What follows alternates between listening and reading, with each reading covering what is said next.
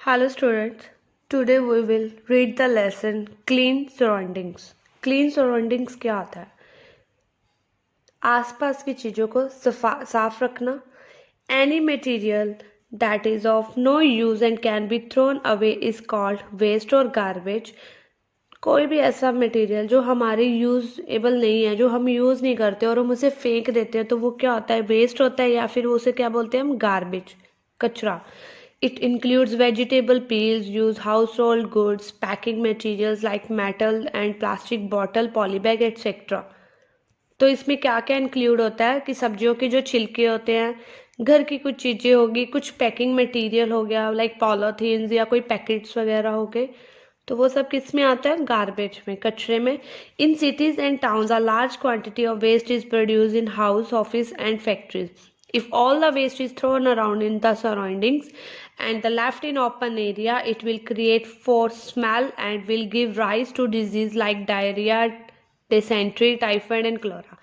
अब अगर इतना सारा जो कूड़ा निकलता है, सिटीज़ में से निकलेगा, घरों से, ऑफिस में से जो भी कूड़ा निकले, अगर हम उसका प्रॉपर अरेंजमेंट या उसको प्रॉपर किसी जगह पे नहीं फेंका गया या उसे डिस्ट्रॉय नहीं किया गया और हम उसे ओपन में ऐसे फेंकते जाएं, तो वो कितनी ही बीमारियां पैदा कर सकता है. टाइप ऑफ वेस्ट, कौन कौन सी टाइप्स हैं वेस्ट की?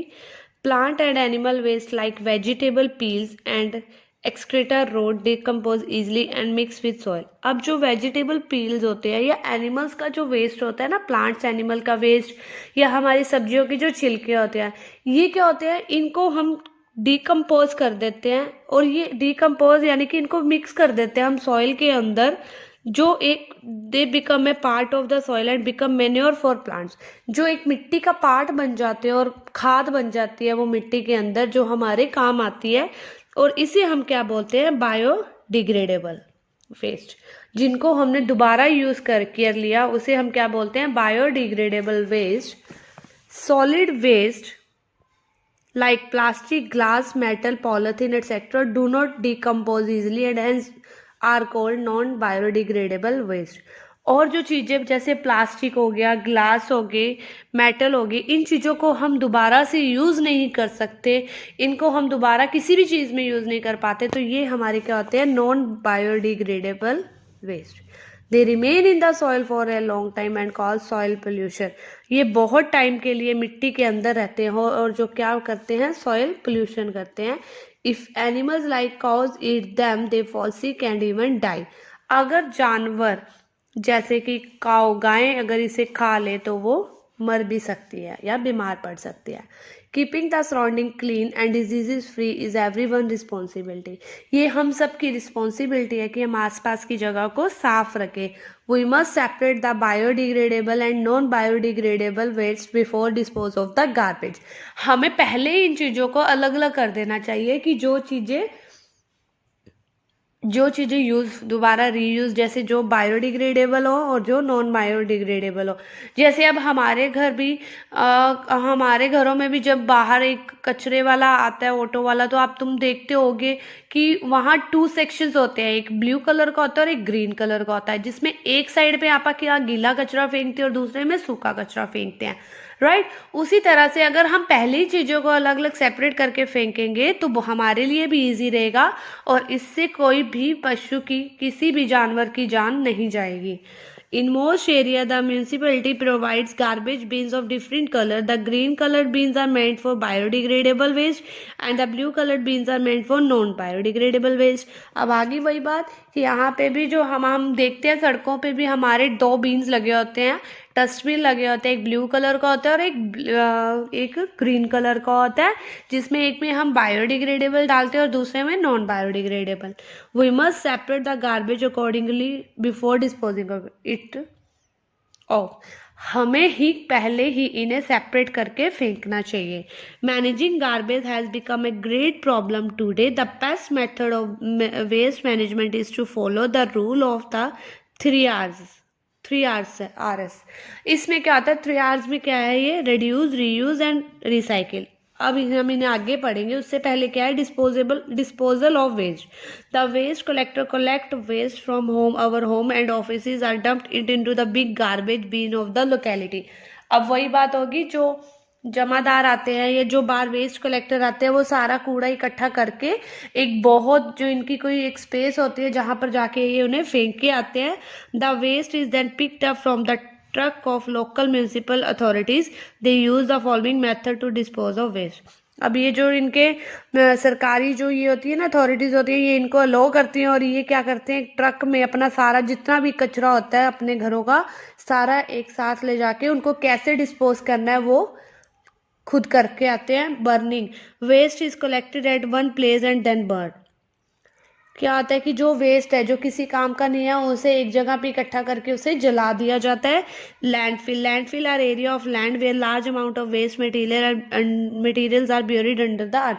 अब क्या होता है लैंडफिल्स में क्या होता है कि बहुत सारा ऐसा मटेरियल जो मिट्टी के अंदर पूरा मिला दिया जाता है और जैसे मैंने आपको बताया कि वो एज ए मेन्योर भी काम करता है. अब आगे reduce, reuse and recycle. Reduce. We must buy only those things that we need and for our ready use. Reducing the number of things we use mean using fewer material resources. हमें सिर्फ वही चीज़ें खरीदनी चाहिए. बेवजह की कोई चीज़ें खरीदेंगे अगर वो हमारे काम की नहीं हम उन्हें फेंकेंगे. हमें सिर्फ वो चीज़ें लेनी चाहिए जो हमारी ज़रूरत की हों. Reuse. Reusing means using the things again and again that would normally be thrown away. Many items can be reused. We can reuse glass, plastic, jars, bottle, bagged in can, etc. These can be used to store things. This save money and put the waste to good use. हम क्या reuse क्या होता है? Using the things again and again that would normally be thrown away. तो इसमें क्या है कि जब अपने कोई गिलास वगैरह हैं, प्लास्टिक की बॉटल्स हैं, हम उसे एक बार यूज़ करके फेंक देते हैं. हमें उसे फेंकना नहीं चाहिए, हम उसे यूज़ भी कर सकते हैं. वो किसी भी पर्पज़ से हमारे काम आ सकती है, राइट. इससे क्या होगा हमारी मनी भी सेव होगी और हम ऐसे कोई कचरा ज़्यादा भी नहीं होगा हमारा और हम उसे नहीं थ्रो करेंगे. Recycle. Use items are converted into raw material and then new useful product are made from it. This process is called recycling. पुरानी चीज़ों को दोबारा से रॉ मटेरियल में कन्वर्ट करके उन्हें नया बना देना वो हमारा क्या होता है recycling. Paper is the most common item of use in every home. Paper जो है सबके घरों में यूज होता है. All newspaper, magazine, books, notebook etcetera are collected by the junk dealer. जो कबाड़ी होता है ये सब लेके जाता है. न्यूज़पेपर, मैगजीन, बुक्स, राइट, ये सब हमारे घर से कबाड़ी ले जाता है. He collect all the waste paper from the houses. वो सारे घरों में से क्या करता है वेस्ट पेपर इकट्ठे करता है. All the waste paper is thus brought to the recycle factory. ये जितने भी पेपर होते हैं ये सारे कहाँ जाते हैं रिसाइकलिंग फैक्ट्रीज में जाते हैं. Glass, metal and plastic can also be recycle. ये ग्लास, मेटल जो प्लास्टिक है ये भी रिसाइकिल हो जाते हैं. Waste paper collect from homes. Newspaper product made from pulp. Waste paper brought to the recycle factory converted into pulp. Recycling of paper. यानी कि जितने भी ये वेस्ट प्रोडक्ट है सारे घरों से लेकर इनके क्या करते हैं फिर से हम पेपर को रॉ मटेरियल में बना के कोई न्यूज़पेपर या जो भी चीज़ हमने बनानी है हम उसको पेपर को दोबारा से बना सकते हैं. ठीक है. So from now onwards carrying a cloth bag when you go for a shopping. Plastic के बैग से बेटर है कि तुम कौन से बैग यूज करो जो क्लॉथ बैग होते हैं. Government has banned the use of plastic bag in Delhi. Thus, by following the rules of 3 R's, we will be able to reduce the quantity of waste. Government ने कौन से bags ban कर दिए हैं plastic के bags. So students, today just read the lesson, okay? And I will send you the exercise and the question answer of this lesson.